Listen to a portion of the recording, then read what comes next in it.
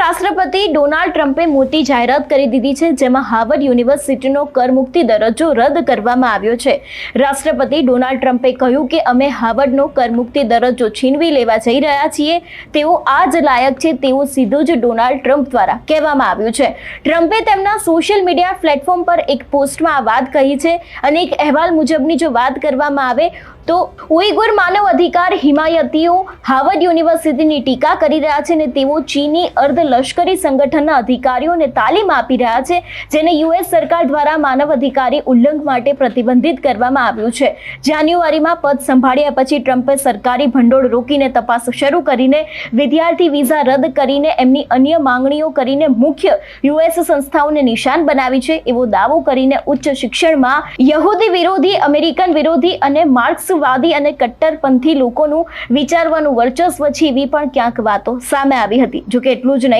હાર્વર્ડે આના વળતા પ્રહારમાં જણાવ્યું હતું કે તેણે વિદેશી વિદ્યાર્થીઓની ગુનાહિત પ્રવૃત્તિ અને શિસ્તના રેકોર્ડ વિશેની માહિતી હોમલેન્ડ સિક્યુરિટી વિભાગને મોકલી છે, કેમ કે ધ હાર્વર્ડ દ્વારા આ અહેવાલ પણ આપવામાં આવ્યો છે। એટલે જે પ્રમાણે ડોનાલ્ડ ટ્રમ્પ દ્વારા હાર્વર્ડ યુનિવર્સિટીમાંથી માહિતી માંગવામાં આવી હતી અને એ જ માહિતી આપવા માટેનો ઇનકાર કરવામાં આવ્યો હતો હાર્વર્ડ યુનિવર્સિટી દ્વારા, પરંતુ ક્યાંક હવે આ જે માહિતી છે તેને